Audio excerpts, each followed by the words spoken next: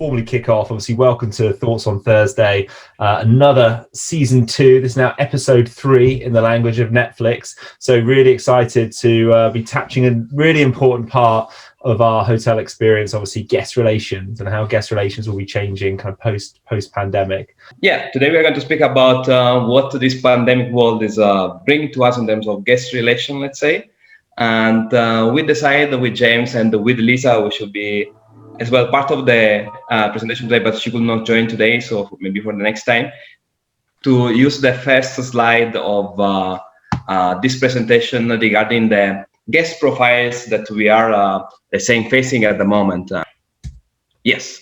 Okay, so one of the guest segments that we were analyzing were the digital nomads. You know that this segment was already increasing before the pandemic phase. So we're speaking about people, mainly freelancer working in remote, so looking for space, for co-working space where they can work. It's a segment which is mainly using, of course, technologies. And they were picking up spaces as well, looking for inspiration. So the decor, the ambience, the scent, and as well the music was really important for them to get inspired to choose one location. The local community, because as told, the travel restriction practically left us to work just with the local community. And it's for me, it was really interesting to make this relationship with the local people even more strict, even more close, no? And of course, this kind of segment is completely different with the people we were used to work, especially in the luxury segment. First factor, for example, is the price sensitivity. I mean, if you were allowed before as a luxury hotel to price your beer maybe at 6-7 euros, now with the local market, you cannot do it because the price sensitivity is pretty high. And then we have another segment that we are still analyzing, which is the luxury consumer. It's in my opinion, it's one of the segments which is really highly impacted by the pandemic because this segment is really dropping down, and we saw as well that after the lockdown, it's a kind of market that is not recovering as other markets are recovering. For example, the economy scale, especially in China, when they released the lockdown, the economy scale was really going up, while the luxury was still in a bad shape. In effect, we read some days ago regarding a study done by Alta Gamma together with Boston Consulting and Bernstein that the luxury segment in sales should drop this year between 30 and 40 billion of euros, which is really huge impact worldwide. And the last segment, which is pretty similar to the second one, will be the domestic travel. I mean, everyone knows that since we cannot really fly, we cannot really go to other countries, we can count just on the domestic business that we have in each country. And today in the morning, it was funny to realize that we have in Instagram at the moment more than almost 5 million posts with the hashtag staycation. So which means that the people are really staying in their own country for tourism. Awesome, Angelo. Yeah, no surprise. That was absolutely brilliant. Absolutely tons of stuff to think about there. I have loads of questions, but I'll hold off till if the conversation dies down. So, if Hilton Man against Hilton Man, don't make it too tricky for him. Or do you want me to ask it? Okay, I think just a quick question for Angelo, coming in from another hospitality person, which is myself, is if you can share with us about your training currently happening in terms of, is it now being on the job? Is it being off the job? Of course, the hotel is still a lot of on the job, but, keeping in mind all the stuff which is going on, how has it impacted your training style, your training approach? Are you using more technology? Are you using videos, stuff like that? So maybe something which you can share with everybody else too. Yeah, really good question. Well, when we opened the hotel, the first training were classroom training, and they were mainly related to the safe initiative put in place. And we did practically 2 sessions. the first day and the second day, each one of 8 hours, as well hosting people which were not hoteliers, so people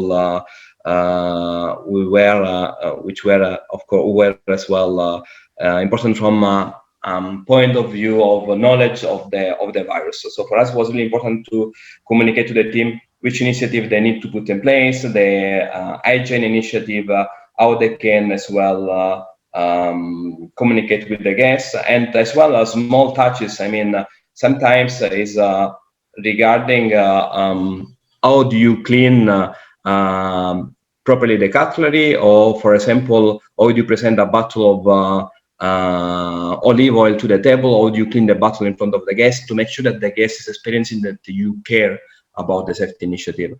Of course. Thanks, Angelo. A question I've got, I mean, so what you're describing there, I can't even imagine the breadth of practical training, but some of your points were really, were much more cultural, and it's much more about actually be a solution finder, right? So what kind of new ideas can we be putting in front of the hotel or for the guests themselves, and then kind of humanizing your team or being more responsive perhaps 24 hours than perhaps we were. So some of those feel like an evolution from maybe kind of traditional hoteliering, but some of them feel like quite a revolution. So how do you get the team ready for that? Do you is it met with resistance? Do you actually train it? Do you just talk about what works? Like, how have you encouraged that culture shift? Well, it's first, I think that it's to speak to the team about the current situation, and they realize that it's something outside of the normal situation. And if it's something outside of the normal situation, you need to something that you were not used to do. And I don't think it's really a revolution. It's just switching a little bit of mindset of what were you doing before, and maybe you realize now that it was not really correct. What I can tell you, for example, regarding table setup in the restaurant. Before, they were not used to move the table around as we did this year. And when they say, no, I want to change the setup and so on, the reply maybe was not. But this year, since the business is really low, you need to catch each business coming around. So they will say yes, because they understand the situation. And they understand that if you say no to this guest, there will be not another one waiting for you at the door. Yeah. No, good shout. Pauline, I think you had a quick question. Yeah. So my question was, how do you deal with guests that are afraid of shared spaces now or social interactions? So due to COVID, I think a lot of behaviors have changed. So how would you offer them personalized service? And also, how is it going to be feasible in the long run if a lot of guests are acting the same way?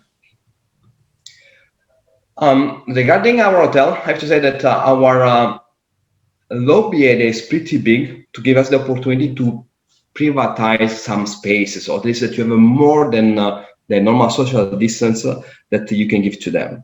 Then it's a question of pricing, because we have as well some people asking for private dining space or private space to meet each other. And then it's really to know how much it costs to you and which is your lowest price that you can offer to them in order to give this experience. It does bring me to a quick question actually that I had. Angelo, what kind of technology journey have you been on in the last 6 months, I suppose, as a leader, but also just practically? Like, what has the hotel actually been able to do kind of since March to put more digital tools in front of guests at different moments? I'd love to kind of hear what examples you've got, and also perhaps what went well and what went badly. Well, the first one that everyone was doing is the QR code for the menu. I mean, you don't see any more menu in paper, you see just in QR code. And I have to say that we were positively impressed how as well generation older than us could react positively to this. I mean, we had as well, let's say, grandpa and grandma coming to the restaurant, having no challenge at all to use this. And from operational point of view, I have to say that it's useful, it's easier, and you can change even quicker your pricing strategy and the layout, the content, and so on. For example, we changed our wire list practically each week according to the stock that we had.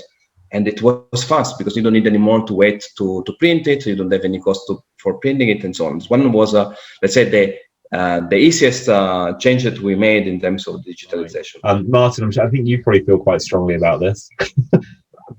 Oh, I do feel strongly about it because, I'm sorry, but look, I like technology as much as the next one.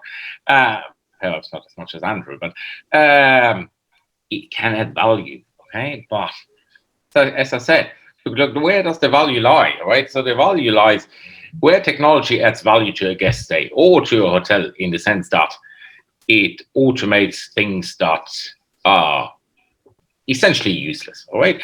Or like, as I said, filling in a registration card manually should really be a thing of the past, okay? This should be done by an iPad. I even give you those Marriott robots, right? I mean, bringing up stuff that guests have forgotten, toothbrushes, newspapers. This is a waste of human greatness, all right? Leave it to the robots.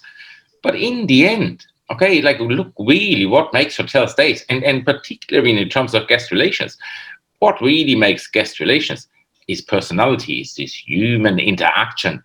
And that's what guests are looking for, and that's what guests are coming back to for hotels, all other things being equal, okay? And when I talk about guest relations, I'm also talking about concierges and the whole sort of front-facing stuff. I think really in a world where brands are getting more and more similar type of things, right? What people are coming back to hotels for is people, right? So that's my only sort of my main. Yeah, really interesting. Laura, I can see you've got some chats going on, but I'm kind of missing them. Could you bring us up to speed? What have you been chatting about in the sidebar? I was saying about the pets, and I mean that can be used for what I wanted to say. For example, to add to that is if you have a glitch, if you have a problem, something went wrong, then you could use the data on file to surprise the guest with something. Something went wrong, they treat their pet, the guest will be super happy, or that it's their kid's birthday and they had a horrible check-in, and then you surprise, you provide a big surprise in the room for their kid, and it just makes their day because the kid is the most important part of their life, right? So that was one further idea. And then I went to visit this new hotel apartment concept here in Helsinki, Finland, and there we had common spaces and the staff actually lived there as well, and it was very, very casual. So then that brings another kind of guest relations where you know everything about the guest because you're their friend. Bay, you had a question kind of going with kind of our adjacencies again. Sorry, I didn't realize I was on mute. I just wanted to, get a little bit more on that topic of, Airbnb, since I noticed that they're also growing to the area of providing experiences, even if people don't stay in any accommodation, but still providing this offline or online experience. And I think that's also quite interesting.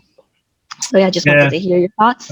I mean, it's almost like a whole separate segment of travel, isn't it? This kind of in-destination events and attractions has been a huge explosion area. There's now whole OTAs dedicated to that.